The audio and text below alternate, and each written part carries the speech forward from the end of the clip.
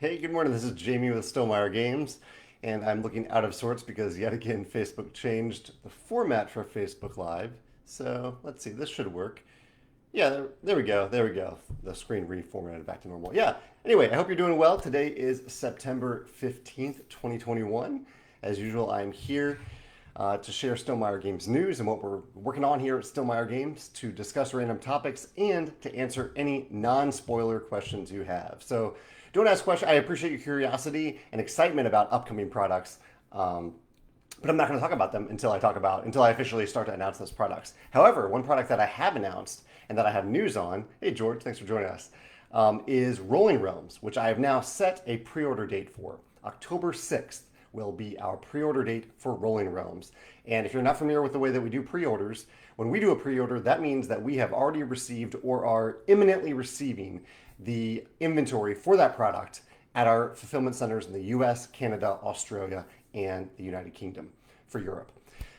And so what that means is that on October 6th, you might, if you place a pre-order for it, especially if you're a Stonemaier champion, you might start to see shipping notifications within a day or two because we have that product and we are ready to ship it to you. So I'm really excited for that. October 6th is the day for the Rolling Realms pre-order.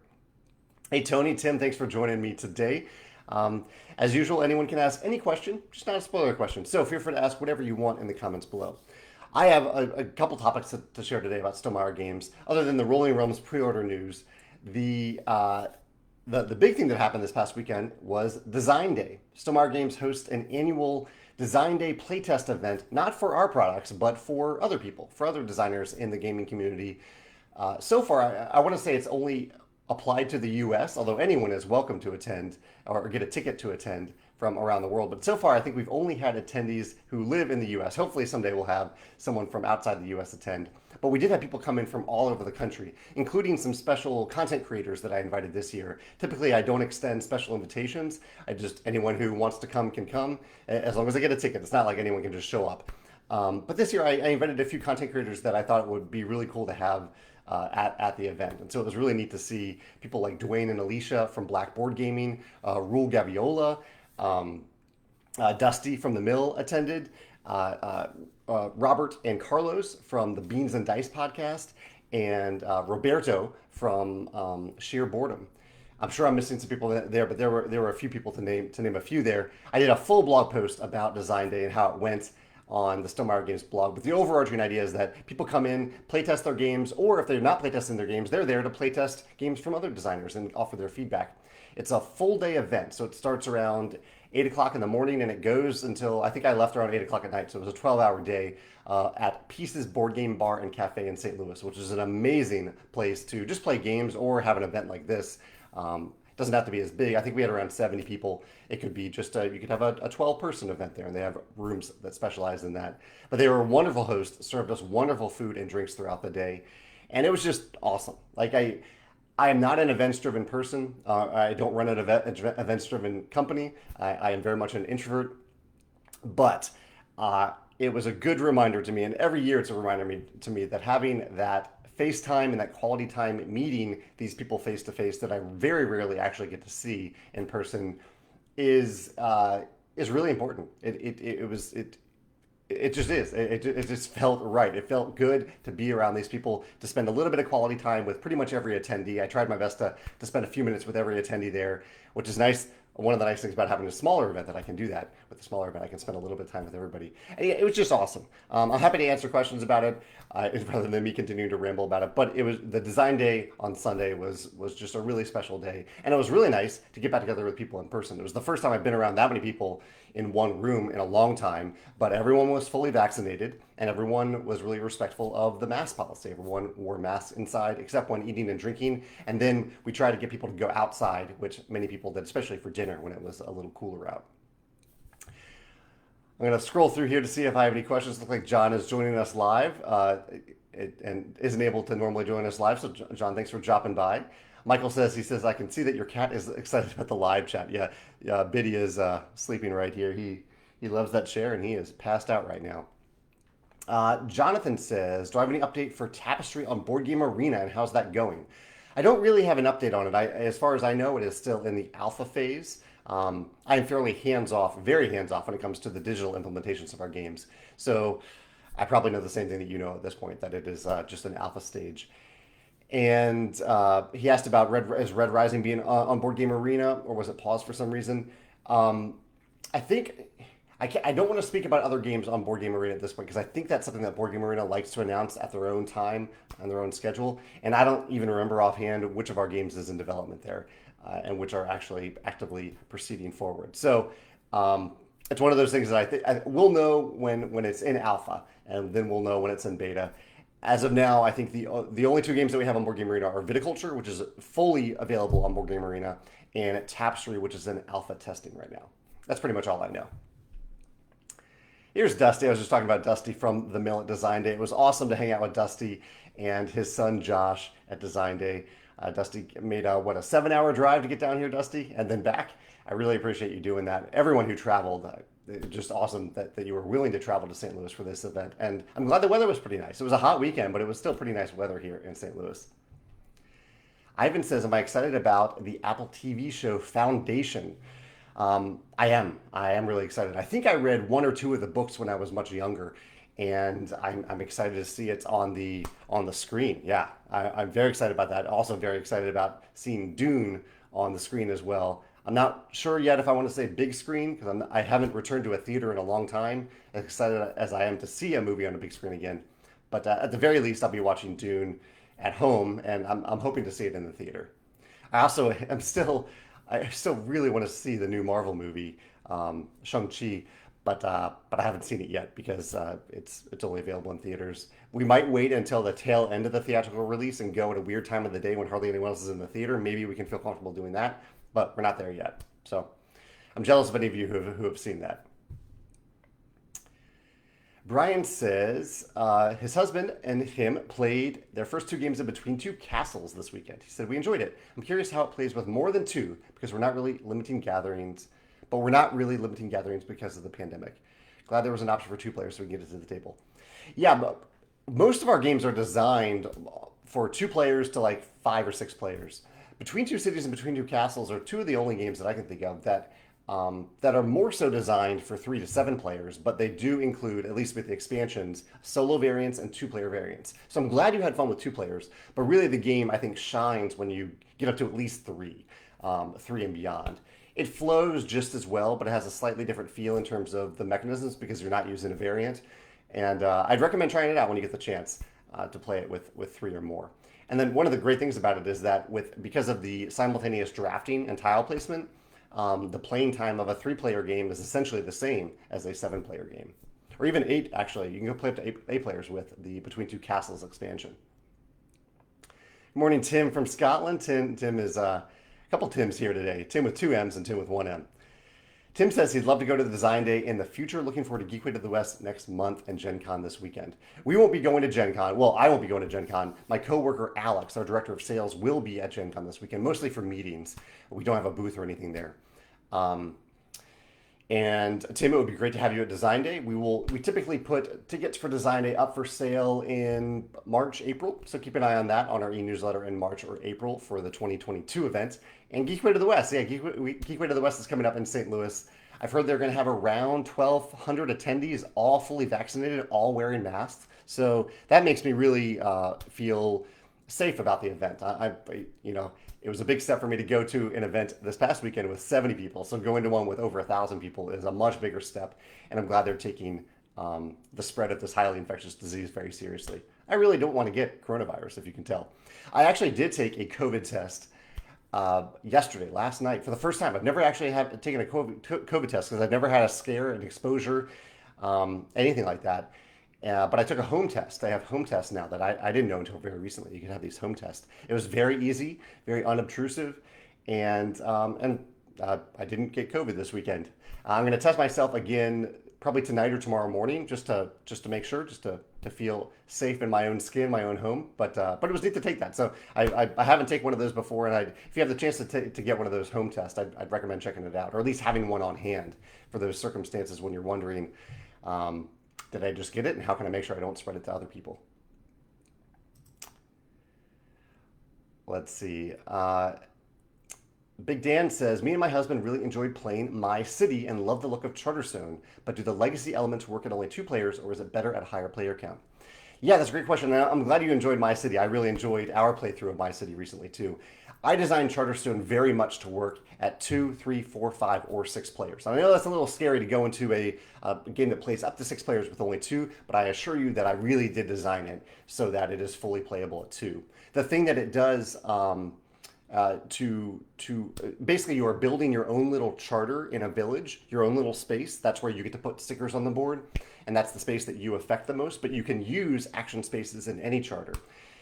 And so in a 2 player game, you don't have as many other players building stuff in their charters. However, the game has a built-in automation. It's just a little thing at the beginning of certain games in the campaign that automatically build buildings in those or construct buildings in those other charters so that you do get to see those other charters grow and you get an increased number of action spaces in other charters, not just your own.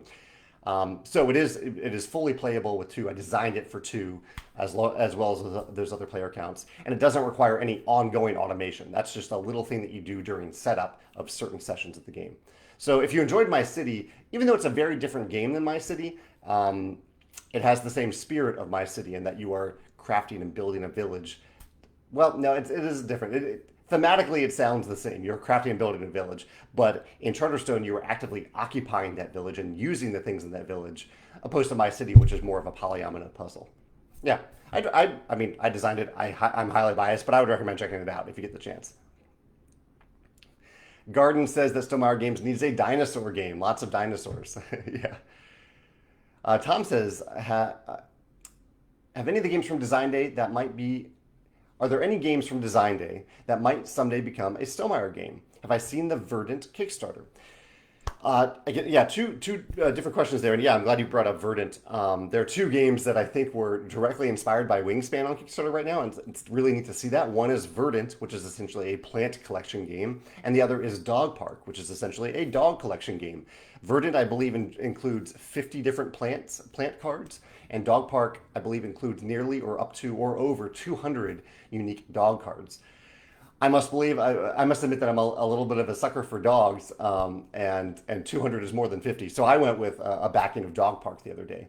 And actually, Dog Park is one of the few projects very recently where the deluxe version of it was priced so close to the standard version that I went with the deluxe version without really thinking about it all that much. I've seen a lot of projects recently where the deluxe version is significantly more expensive than the standard version, and so I just go with the standard version. And so it was really refreshing to see a project that had where it was just like a little bit more expensive to get the deluxe version. And so I backed Dog Park recently. I hope Verdant does well, though. It looks like a beautiful, beautiful game. As for Games at Design Day, I do spend a lot of time at Design Day kind of scouting out games. Not that everyone there is looking for a publisher, but just getting ideas as a designer and also looking for games potentially to publish for Stonemaier Games. This has happened for 2 games that we have in our lineup, Pendulum and then Red Rising. I worked on Red Rising with Alex, but Alex put Red Rising into Design Day a couple years ago under the name Crimson Tide, I believe. There were a few games that caught my eye at Design Day this year, and you can see the rankings for the games. Not my rankings, but we use different ratings that playtesters give these games. Highly subjective, but it kind of gives a rough idea of which games people really enjoyed. And there were a few games on that list that intrigued me. Yeah, so I might be checking them out more in detail. In fact, I need to make a note about one of those games. So thank you for bringing that up. Tony actually just asked about what it looks like Tony is talking about the exact topic I just talked about. He says he just backed Dog Park. And yeah, I didn't even actually look all that closely into the mechanisms of Dog Park, but there's something about, and I'm highly biased by Wingspan here, but I love the idea of collecting something during the game and collecting a lot of unique different things. Like in Wingspan, you collect a lot of unique birds, and there are a lot of unique birds in Wingspan. That is the same thing in Dog Park. Tommy says that he just played episode 7 of The Rise of Fenris last night. I don't want to spoil anything. I'm going to read your comment first here, Tony, so I don't spoil anything. But he said, you and Ryan, my co-designer, are evil geniuses. We just wanted to say thank you. Well, thank you, Tommy. I'm really glad that you're having fun with the campaign. He says, we want to play the campaign a second time. Would you recommend anything for that, like changing factions? What I recommend? Well, I mean, there are a couple different split paths that you can take in the campaign. So now that you know those paths, I would probably recommend taking the path not chosen the first time. And yeah, I'd probably recommend starting out with different factions than the first time you play. I'm glad you mentioned this, Tommy, though, because it's an opportunity for me to remind people that the Rise of Fenris is completely replayable. It's a completely replayable campaign, even though it feels like a legacy campaign, a legacy game, because they're unlocking stuff. Legacy is not what the Rise of Fenris is. A legacy insinuates or indicates that it features permanent changes, and the Rise of Fenris doesn't have anything permanent in it. You're not permanently stickering or changing or adding or tearing up anything. You are adding components, but they are things that you can completely reset. So I love that it is a campaign that you can play multiple times if you want, or you can just use the modular elements from it in future games of Scythe. Yeah, I'll jump down to my topics real quick and then I'll come back up to comments here. So I talked about Design Day. Stonemaier Games' ninth anniversary was this past Friday. So we had a lot of stuff going on at Stonemaier Games this past weekend. And I love seeing on Instagram, there were so many posts from people playing like their favorite Stonemaier games and saying happy ninth anniversary. That means the world to me. That's awesome for me to see. I never thought, I mean, when I designed Viticulture and put it on Kickstarter, it was quite possible that was going to be the only game that I ever published.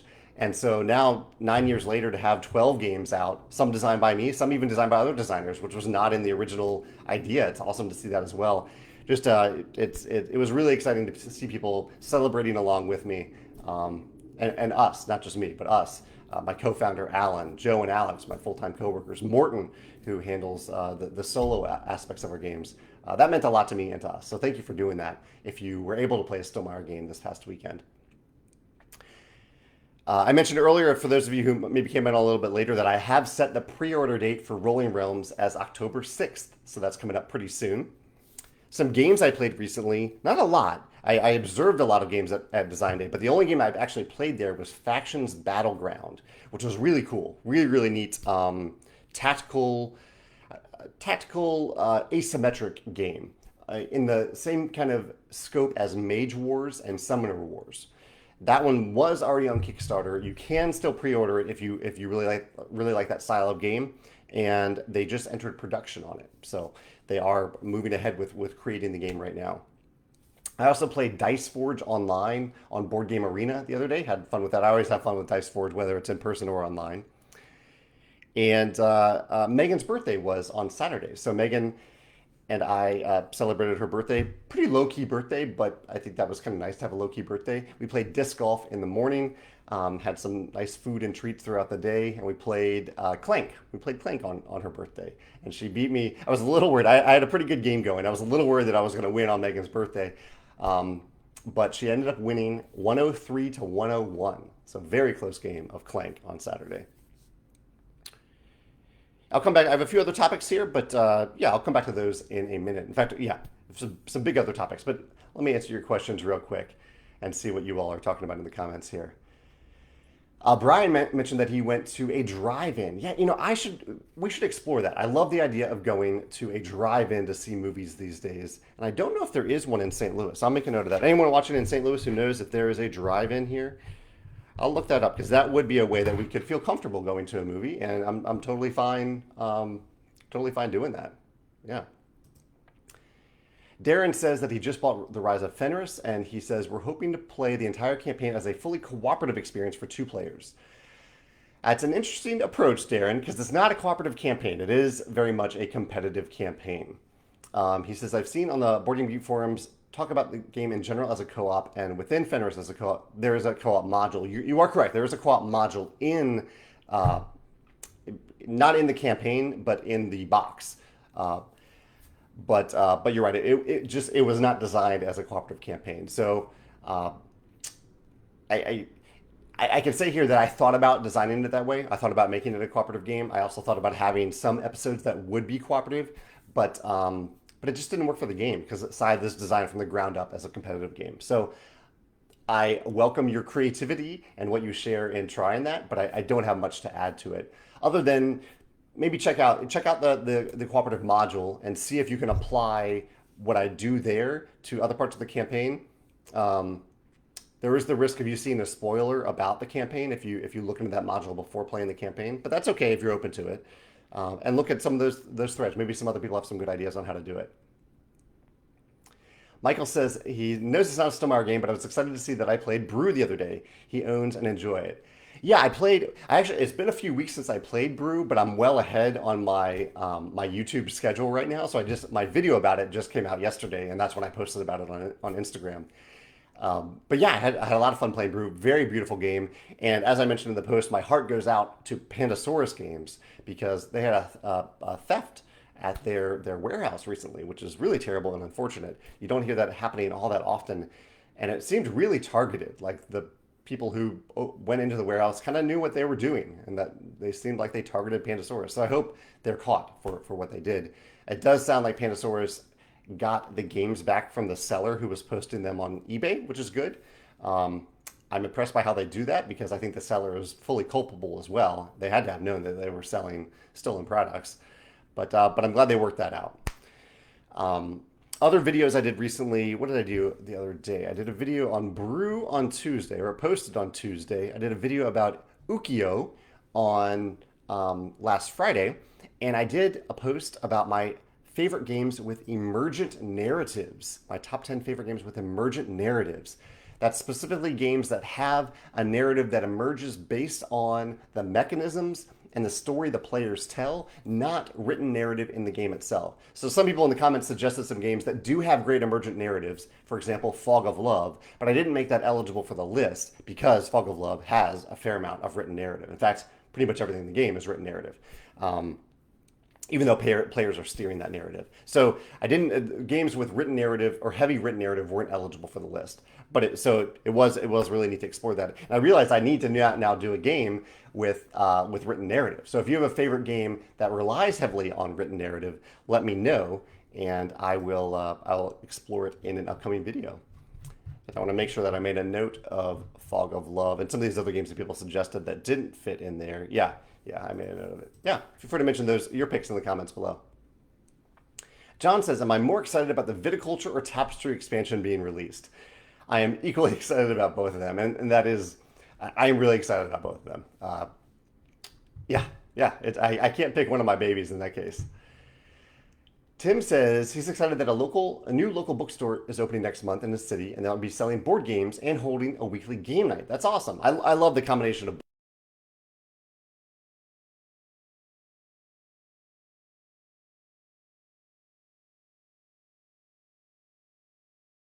Esther.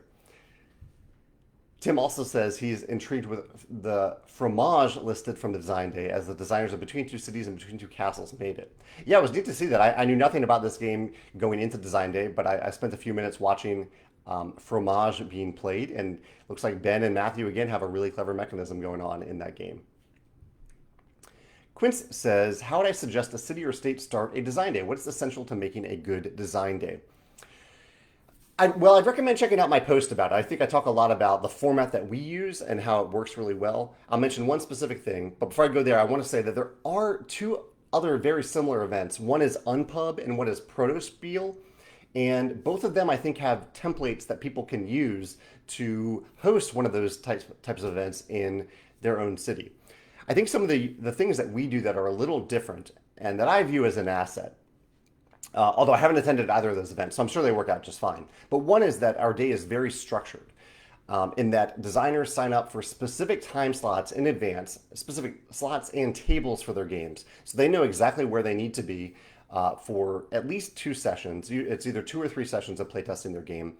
And playtesters also know about those games in advance, and they sign up in advance as well. So the day is very structured. There's no uncertainty. Like, there's no one just sitting at a table just hoping that someone will come by and test their game. They know in advance that people have signed up to playtest their game, and vice versa. So I think that's really important. And the other thing about Design Day is that while a big part of it is playtesting unpublished prototypes, another part of it is also playing other games and just playing games that people bring, playing games at pieces.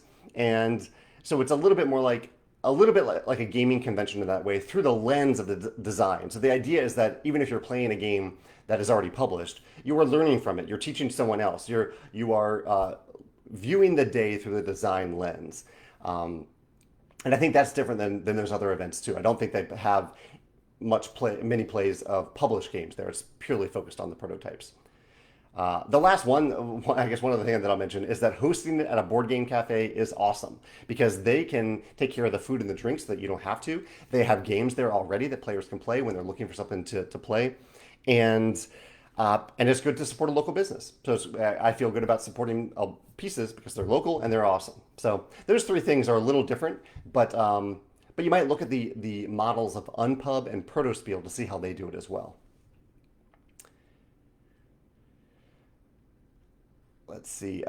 Petrus says this year we're starting a new school board game club. Sorry, 5 kids. They're approximately 13 years old. What game could be the most appropriate introductory game? Petra, I just did a video. I'm going to blank on the name, but very recently, if you look at my YouTube channel, I just did a video, I believe, about gateway games. Yeah, my top 10 favorite gateway games. So I would recommend looking at the video and seeing some gateway games that I recommend for various reasons. If you go to my YouTube channel, you'll see it very recently. It was one of the ones that I did a week or so ago. Let's see if I can search for the exact name here. It was called. No, it bumped off my list right now, but it's very recent. You should be able to find it. If not, maybe someone else can post the link here in the comments. Tim says, any update on the Scythe Metal Mechs freight shipping status? So we have a bunch of shipping containers that are due to arrive at the end of September, early October. So right around the time that we do the Rolling Realms pre-order, probably we'll do it at the same time. I think all of those products will be available. Could be a little bit earlier, could be a little bit later, but that's what we're still targeting right now. Tim says, have I seen anything on Origins First Builders? I did watch part of a video about that on Man vs. Meeple yesterday, but that's all I've heard about it so far.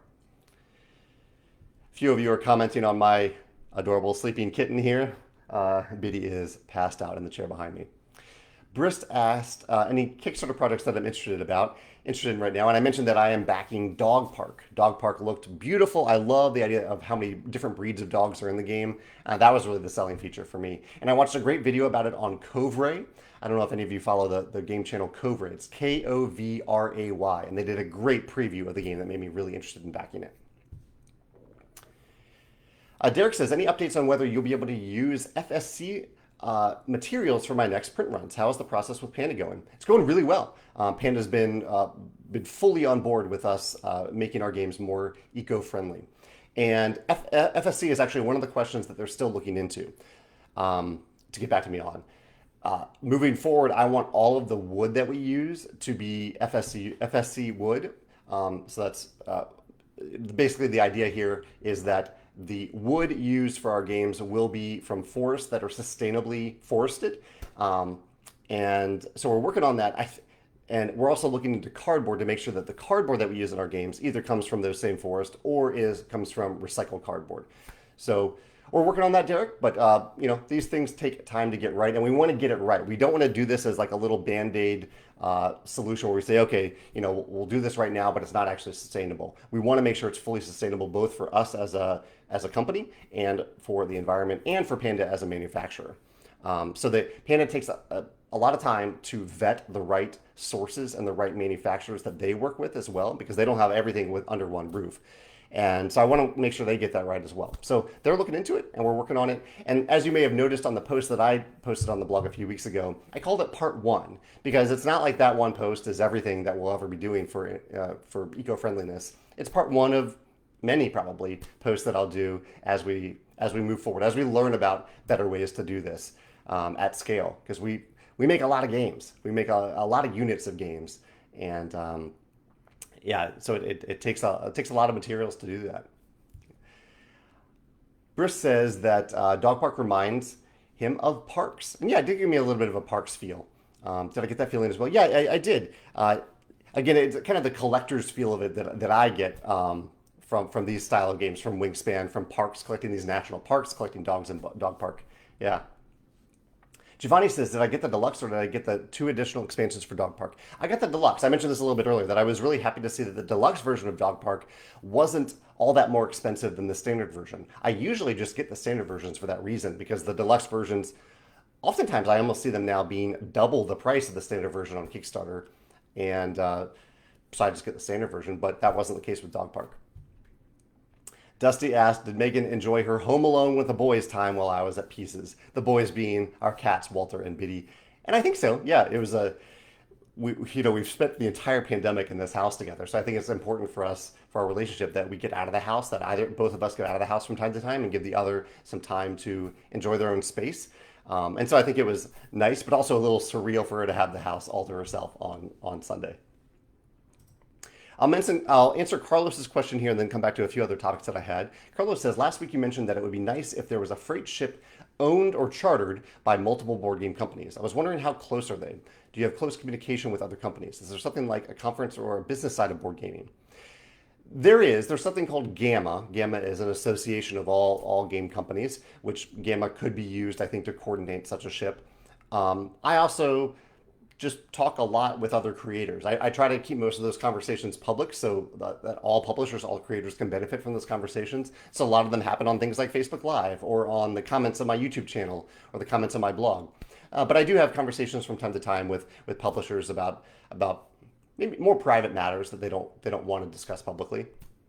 But this is one of the awesome things about the board game hobby that I think, Carlos, you might be alluding to here, is that we don't see each other as competitors, oddly enough, or at least many of us don't. I don't. I see other creators, other publishers as peers, and peers that I can learn from and that I can help out and that maybe they can help me out from time to time too. So it's one of those things where I think we lift up each other up. And that's really wonderful. It's wonderful to be in an industry and a hobby where that is the case. Some of the topics I wanted to mention today that I haven't gotten to yet are: one, we launched our Canadian storefront on Monday, which just means, so basically we've shipped from within Canada, from a Canadian fulfillment center for a long time now, many, many years. But that wasn't fully visible, I think, to some people because we didn't have a dedicated Stonemaier game or Canadian storefront for the Stonemaier Games web store, but we do now. So anyone in Canada who buys one of our games from our store, they will have their own dedicated store where they can see prices in CAD. They can see how much inventory we have in stock in Canada instead of the general pool of inventory that we have in our general web store. I think that's a huge asset for us and for customers that we, and in fact, many Canadian customers, I think, discovered as we launched this web store that we have products in stock in Canada that we don't have in stock in the US. And so we haven't been able to sell them on our main web store because we would have people buying them in the US who we can't ship those games to or those products to. One of the things, like Tim mentioned, the Metal Mechs. We actually have Metal Mechs available in Canada, or we did when we launched this web store on Monday. I don't know, they might be out of stock by now.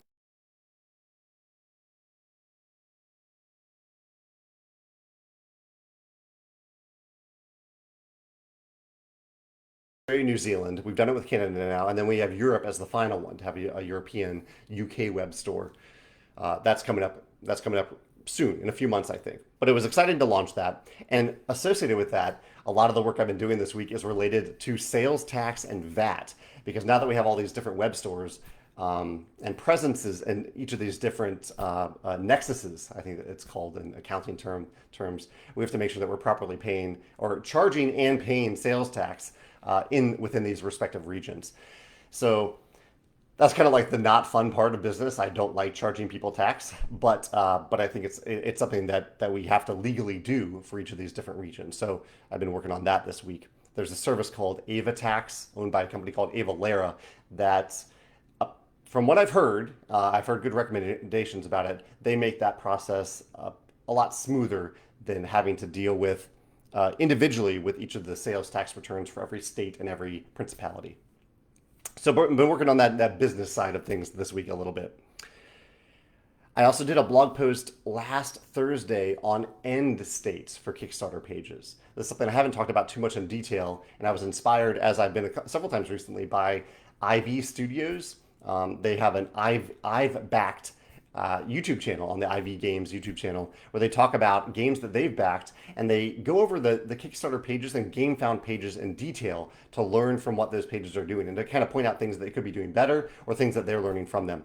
And one of the things that Austin talked about recently was the end state of a campaign, because one of the funny little secrets about Kickstarter is after your campaign ends, you can't edit the project page. You can edit a few little things at the top of the page, but for the most of the page, you cannot edit it. And so you need to be ready before that final moment of the campaign to have text and images on that page that people will discover for years to come. So things that make sense for someone who discovers that campaign page a month, a year, 5 years later. So that's something that I wanted to write about that I haven't written about in detail, and I was inspired by Austin to do so in my blog post last Thursday. Luke says, first time he's been able to catch a live stream. Well, welcome, Luke, to your first live stream here. He says his wife and him played Viticulture for the first time the other night. Phenomenal design. No, thank you. Thank you so much. I'm glad you had fun with it. He said it will allow us to replace and move a couple worker placement games out of our collection since Viticulture is a more satisfying experience. I don't ever want to compare our games to other games, but what's important to me is that you had fun with it, Luke, and I'm glad you had fun playing Viticulture this past weekend with your wife, especially two players. Yeah, thank you. I'm really glad to hear that. Justin echoes that Austin from IV Games is so good, and he says he loves his insight on campaigns on Kickstarter and GameFound. And I should mention here that Austin and IV Games have a game on GameFound right now called Mystic Mischief, a very difficult game to pronounce or say quickly, but from what I can tell, it looks like a fantastic game.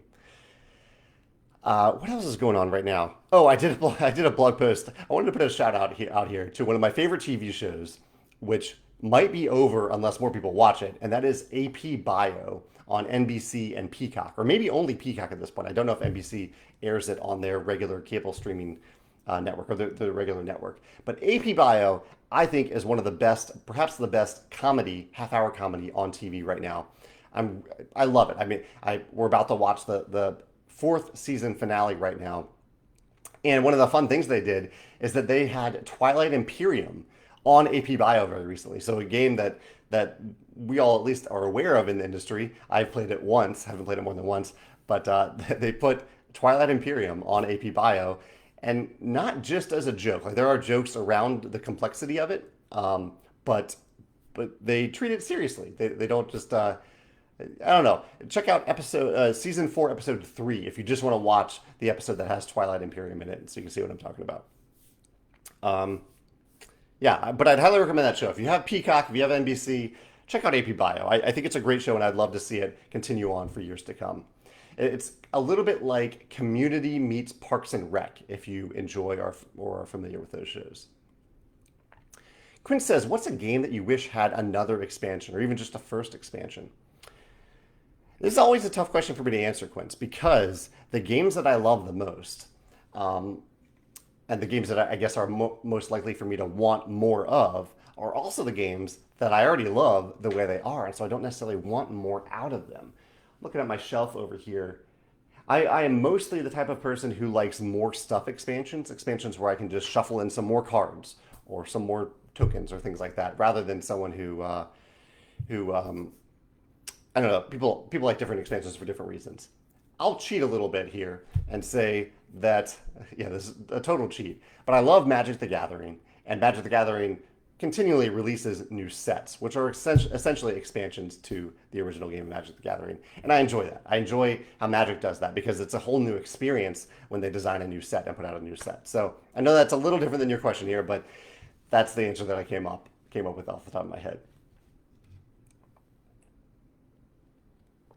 Dexter says that he taught his neighbor tapestry the other night, and he says he liked it a lot. And Dexter's excited for more. Thank you so much for teaching it. I'm really grateful for you to do that. And hopefully it wasn't a difficult teach. I designed tapestry at least partially so that it could be very easy to teach and start taking turns early in the game. Gavin also loves AP Bio. That's awesome. Another AP Bio fan here. Dexter's enjoying Only Murders, or is it Only Murders or Only Murders in the Building on Hulu? I have that on my list. I've heard great things. I'm looking forward to checking that out. Our nighttime show recently, other than American Ninja Warrior that had aired its finale on Peacock yesterday and probably on NBC, is this is on Hulu as well. This is Nine Perfect Strangers.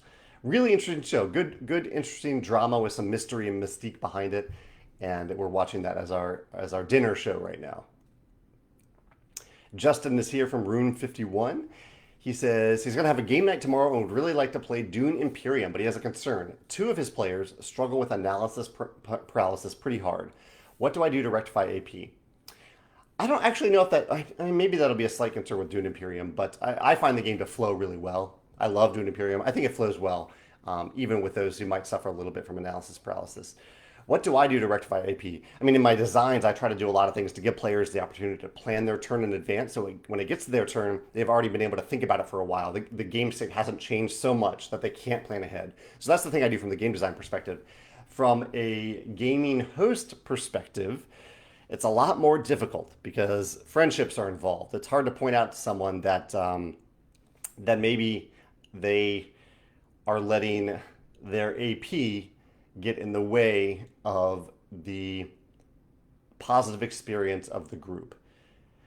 I've never really figured out a great way to do that. I think I have a video about this. I think one of the things I talked about in the video is maybe making a joke of it that isn't at that person's expense, maybe even at your own expense. So maybe at some point in the game, Justin, if players are struggling with that, you could take a long term yourself and then make a joke at your own expense to kind of make sure that everyone's aware that that's what a long term looks like and that is not ideal. That's one thing you could do. You could also, depending on the player, you could maybe like sometimes when I see someone taking a long time on their turn, I might be like, "Hey, talk this through. What do you think about? Talk it through out loud. Let's see if we can make it work together. Especially if it's a learning game. So what if someone wins or loses? You know, you're just learning it together." And so I did that. I think I did that just at my game night the other day. Someone was taking a long time on their turn, and I said, what are you thinking about? Let's talk about this, and that way it becomes something that you can work on together, a puzzle that you can work on together. So. Those are two ideas. I'm totally open to others, though. Different approaches for different people. So anyone in the comments here who wants to mention how they work with players, friends they value, relationships they value, that with people who suffer from analysis paralysis when they play, feel free to mention them in the comments below. Chris says, less than 1 month to Geekway. Will we see Rolling Realms in the library? That is the big question, Chris. It's going to be really tight. It might even be the same day. Rolling Realms might arrive during Geekway. And if it does, I will go to the warehouse, pick up a few copies, and bring it to Geekway, absolutely. I can also just bring my copy and play it. I'm happy to play it and teach it to people there at Geekway. But I'd love to get some copies in the Play and Win library. So I really, really hope so. I hope it arrives on time so that we can do that. Justin is back about the analysis paralysis. He says, relationships are involved, and that's the problem. I have to make it clear that we're not friends at the beginning and let them know how long terms will have consequences. Oh no, I see you're joking here. I was like, wow, things have changed. But you're all, I mean, in some ways, you're right. You're in the magic circle of the game, right? This is the construct of the game, but you want to walk away still as friends after the game.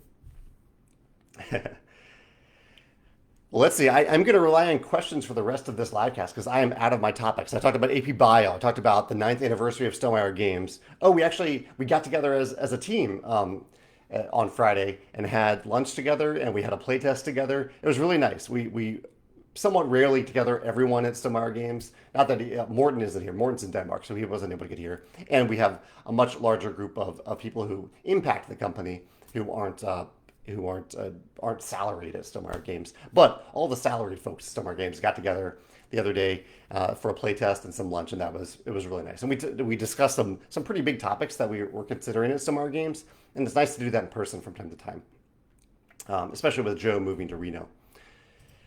So we did that. We had Design Day on Sunday. I've talked about this a lot today. Rolling Realms pre-order is now scheduled for October 6th, which is the first day of Geekway.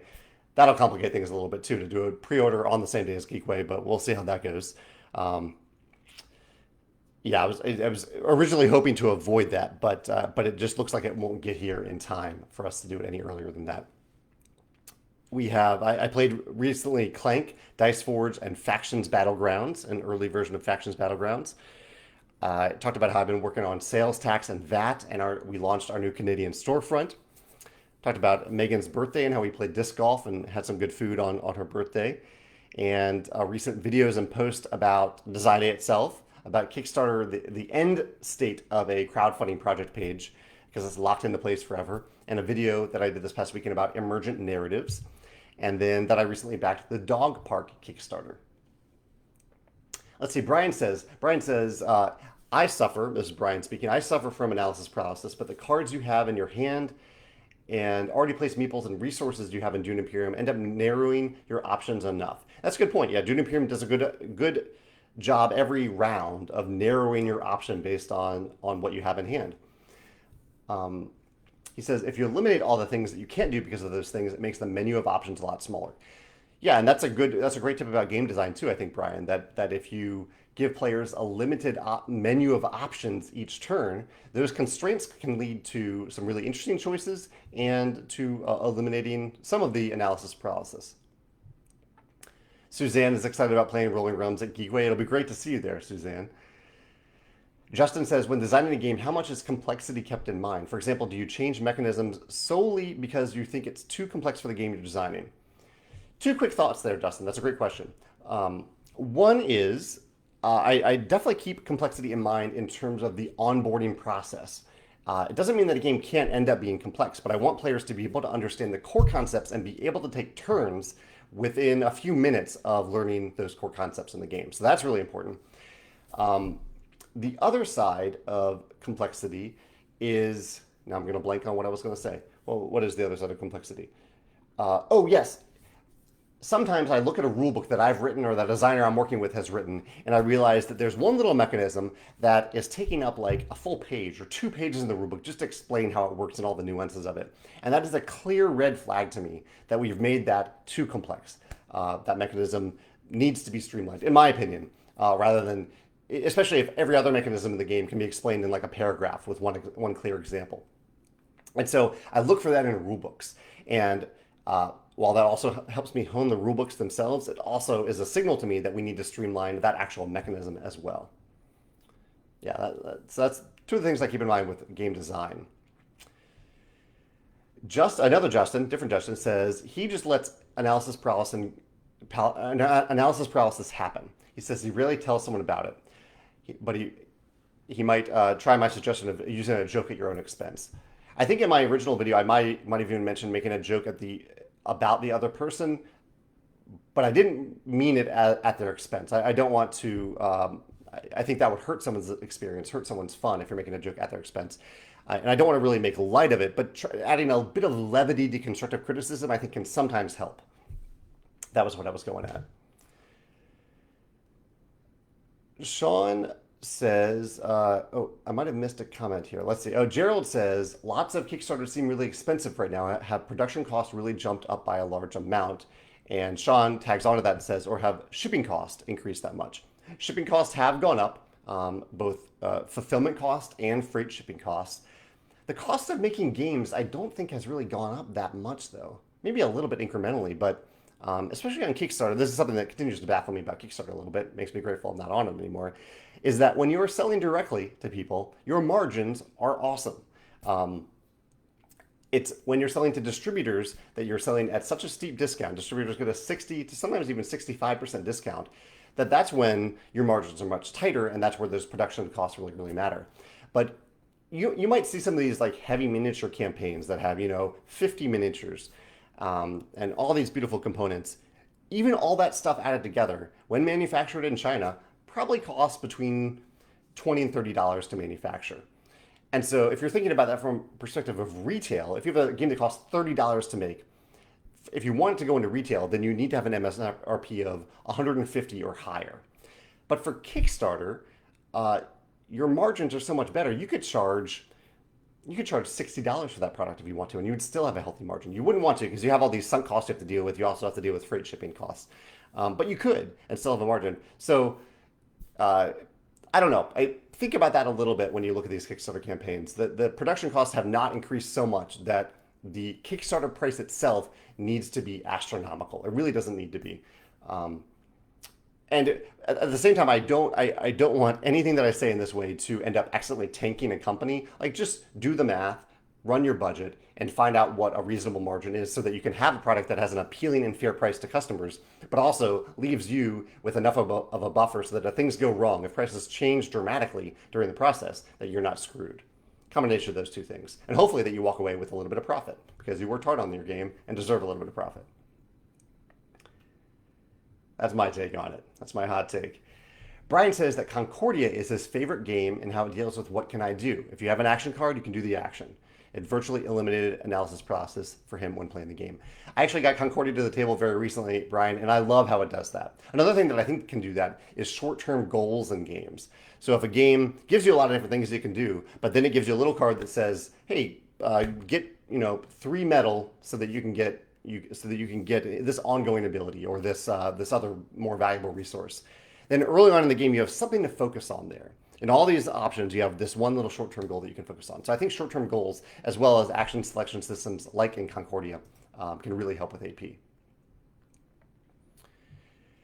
Chad says, for analysis paralysis, there is potential for legitimate OCD issues, so be careful. I have a friend who is like this, and I've come to realize that he legitimately can't make a suboptimal move, and that leads to significant analysis paralysis. He says that it turned a 4-player game of Lost Ruins of Arnak into a 3-hour game. One good idea is to choose games that have fewer choices on each turn and reduce complexity. And I think that's a great point, Chad, to respect. I don't know, the makeup of our friends' brains. Our brains work differently, and we need to. It's good to respect that. I'm glad you're looking out for your friend in that way. But at the same time, you have to look out for yourself and your own mental health and the health of the experience, the game night you're hosting, of those around you. And so sometimes that can mean that if you do have a player with analysis paralysis, that you cater to the game so that everyone still has a really good experience based on that. I think that's a great point. Brian says, and further with Concordia, because you need to spend a turn refreshing and pulling back your cards, it really forces you to use as many of the actions in your hand as makes sense. Otherwise, you feel like you're wasting turns. Totally, yeah. I think that's a great point. I really love the Concordia mechanism. And Brian, if you haven't played it, the other game, Flotilla uses the same mechanism as Concordia. I've tried to design games with the Concordia mechanism, and it is harder to do than you think. As brilliant as it is, as much as I want other games to have that mechanism, it's much harder than I thought it would be to design a game with that mechanism, because it is so focused and streamlined and clever in Concordia. Tim says, I'm interested to hear your thoughts on the Bulletproof Ghost books by Jake if you get a chance to read them. He's currently busy working on the next entry in the series and a comic book. Yeah, I do appreciate that recommendation, Tim, and I have a sample on my Kindle waiting to be read, but I'm a few books behind on other things that I need to read right now, or that I want to read right now, not need. But I will get to it at some point. I'll check out that sample. I appreciate the recommendation. Let's see. Arafat says that FAIM is another one like Concordia, like mechanism. I don't think I realized that. Arafat, thank you. So that's FAIM. That's FAIUYUM. I didn't know that. Yeah, thank you for sharing that. If anyone else knows of any other games like Concordia that use this, the Concordia mechanism is you have a bunch of cards in your hand. The actions are described on those cards itself, which makes the game super easy to teach too, because you just have to read what the text on the card. And then on your turn, you are playing one of those cards and doing the thing on that card. And then at a certain point, you are playing a card that will bring all those cards back to your hand. Super streamlined, brilliant mechanism, and I'm glad to hear that FAIM has it, as does Flotilla, is the other game that I mentioned to Brian. Again, I'm done with my topics today, so I'll hang out for another minute or so to see if there are any other questions or comments that you all had to say. I really appreciate you joining me for these live casts. I always have a good time hearing your thoughts. And as usual, you gave me some good ideas to check out here. I'm going to check out FAIM. I'm going to check out drive-in theaters in St. Louis. And I'm going to check out, I'm going to follow up on one of the games at Design Day that intrigued me as a potential Stonemaier Games game.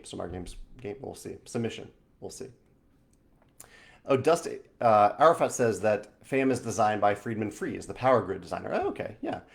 Dusty says that he started to read The Tempered Steel of Antiquity Grey, a book I believe you backed as well. So far, he's really enjoying it. Yeah, I enjoyed book 1 too. It started off a little tropey, but it ended up going down a really interesting path, and I had a good time reading it. Yeah.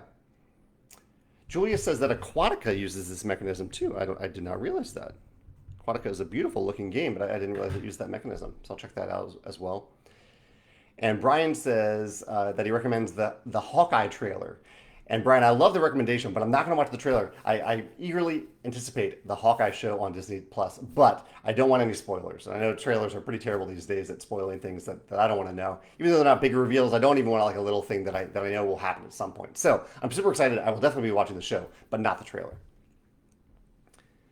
Julia says she's not sure if it's the same, if Aquatica is the same, as she hasn't played Concordia, but you play cards to do things and then play a card to bring back all the cards. Yeah, that sounds very similar to Concordia. That's awesome. George says, it seems most board games are getting more and more expensive as the trend indicates. But I personally see their return value in time is not getting any higher. What do I think? I think there are rare exceptions of games which are more valuable and stand the test of time. That's a big statement, George, with a lot of games coming out. I don't know if I can necessarily agree off the cuff, uh, but because I think designers do think quite a bit about replayability, but maybe they're just not, maybe from the ones that you've played, they haven't been doing as good of a job about that. And I should reiterate here that I think we will definitely see the MSRPs of retail games get more expensive, both due to slight increases in production cost and big increases in freight shipping. I think retail games will definitely be more expensive. I just don't necessarily think that needs to carry over as much to Kickstarter games or games that publishers are primarily selling directly, because the margins there are much, much better. Viticulture, for example, viticulture costs around $12 to make. We sell it to distributors for $24, and that's why the MSRP is 60 for viticulture, because it's 60 because distributors get that 60% discount. And so we try to cost it out, price it out, so that when we sell a copy of viticulture to a distributor, we can use those profits to make another copy of viticulture. But when we're selling viticulture directly, the profit margins are much better. It isn't necessarily the difference between 6 and 12 because we have the Champion program on our web store. Champions get a 25% discount. So we have to account for that as well. But that is the core idea there. And we want to have it high enough that we can offer sales on it from time to time while also still respecting our retail partners. So yeah, I think there is a big difference between board games that focus on retail sales primarily. Those prices will go up. But Kickstarter games I don't think really need to go up as much as I've seen recently. Unless they meet the budget, unless that's necessary for the budget of those creators. It often comes down to that. Chad says there's a list of questions in the Stonemaier Games submission form that end with, if you've answered no to any of these, don't move forward. He says, what if I could answer yes? For example, if the game only plays 4 players, but I could legitimately see it playing at 5 players with no minimal or rules changes. My suggestion there, Chad, would be to not fill out the form yet and play test it with 5 players. We don't want to deal with hypotheticals when it comes to that because that is a hard and fast Stonemaier Games rule. We will not publish a game that only plays 4 players or has only been play tested at 4 players. So just get it, if you think it'll play that way, play test it, see how it goes, play test it with 5, and then you can go to the form and honestly say, yeah, it does play well with 5 players. Tim says, am I a fan of Fight Club, the book, movie, etc.? There's a deck building game being released based on that IP. Ooh, that's really cool. I did not know that. Fight Club was one of my favorite movies of all time for a long time, especially through my 20s. I don't know why, but and it wasn't really so much about the fighting. Definitely not about the anarchy, but the cinematography and the twist and the writing. And the writing is just so snappy. It has so many good, really, really good lines in the movie that really made me think and made me evaluate who I was, who I am. Yeah, I really, really love the movie. I think I've read the book. I've read a few of the books by that author. But yeah, I love the movie. I haven't watched it in a long time. I need to watch it now as a 40-year-old to see if it resonates me in the same way or different ways as it did as a 20-year-old. Brian says that Fight Club was the first movie he saw with his husband on his first date. That was a long time ago, Brian, or unless you watched it at home versus in the theater. I think I worked at a movie theater the summer after high school. It was 1999, and I think that's when Fight Club came out, or maybe it came out right after that. I just recall seeing it early in my college days or late in my high school days. Becky says that Mission Red Planet also has a Concordia-like card mechanism. Oh, that's awesome, Becky. Thank you for mentioning that. I actually had that on my shelf of opportunity, my shelf of 2 games to play. And so I didn't realize that it had that, but that makes me even more excited to try it. All right, I think we've reached the end of today's livecast. Thank you again so much for joining me. I will throw this up on YouTube, so if you have any other comments or questions, head over to the YouTube version of it in a few minutes so I can see those comments. And have a great week. Take care. Bye.